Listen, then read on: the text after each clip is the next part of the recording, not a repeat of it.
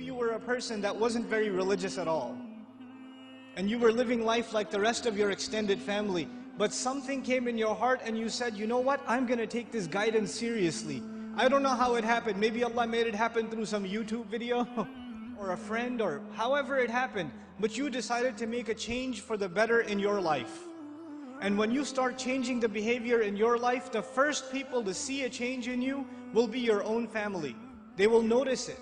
They will notice that you're not the same anymore. You don't talk the same, you don't act the same, you don't go to the same places, you don't even have the same friends anymore. And this necessarily happens. When you take a turn towards Islam, necessarily you start losing friends.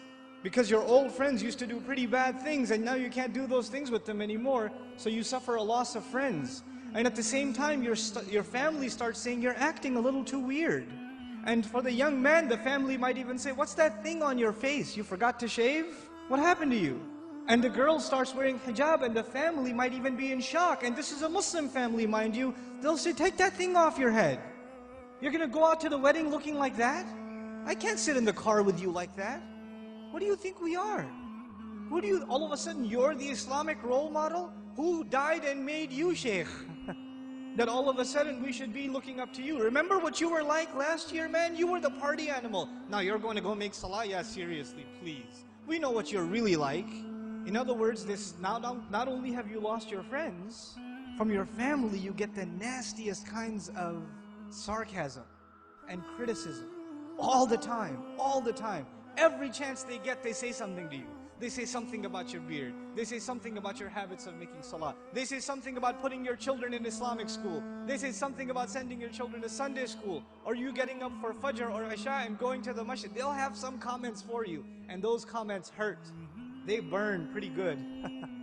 This happens to young men in the audience, where their parents start telling them to stop hanging out with their other Muslim friends. Don't go to the masjid, don't waste your time. I wallahi myself know of stories where the father found out that in between classes, the son used to, because his classes were 3-4 hours apart, in between classes he used to go to the masjid to pray dhuhr and just study at the masjid. Instead of studying at the library where there's plenty of things to look at, might as well go make salah and pray in the masjid. I'll be safer that way. Dad finds out. You're becoming an extremist, son. And what is the extremism in the eye of the father? That the boy is making salah in the masjid. That's extremism for him. SubhanAllah. Muslims themselves, you think non-Muslims are averse to Islam? Have you seen what Muslim families are doing to their own? What parents are doing to their children? I know of cases myself where parents said, we will not pay your college tuition. We will not look for a wedding made for you until you take that hijab off. We will not do it. We do not accept you as our daughter until you take that thing off. We will not show our face in public with you. You can't go with us anywhere. This is the mother telling. And you know what they'll say? What's amazing about that? They'll make you feel bad about yourself. They'll tell you, what kind of daughter are you? You should be ashamed of yourself. You're embarrassing your parents. We're Muslim, but we're not Muslim.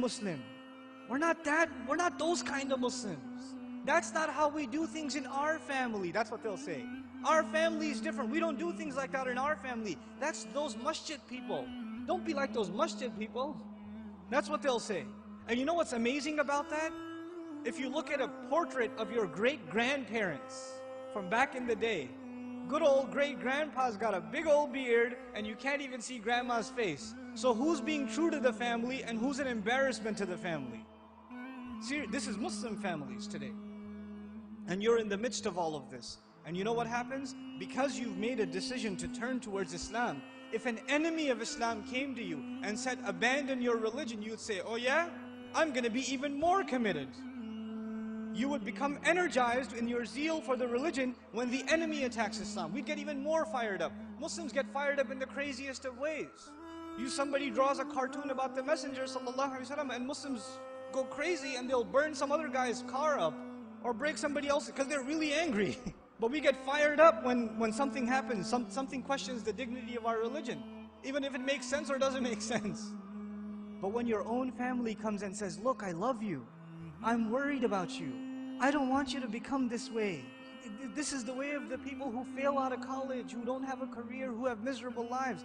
I don't want you to fall into this extreme. Somebody is putting you under their influence, you need to get away from them. They see stuff on TV and they become paranoid. And you're in the middle of all of this. And it becomes hard to hold on to your religion in the middle of all of this. It becomes hard.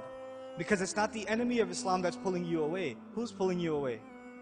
Your own family, your own parents, your own husband, your own wife, your own brother, your own cousins, your own in-laws.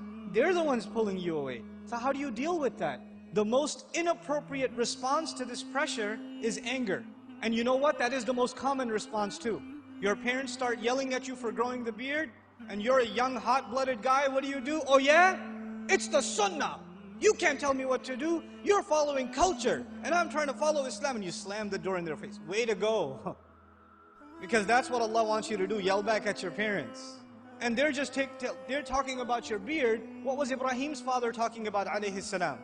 Was he talking about something small or something big? Go make sajda to idols, boy. And does he lose his cool? Does he get angry? We have to learn how to be with our parents. Even when they call you away from deen, it doesn't matter if they're Muslim or not.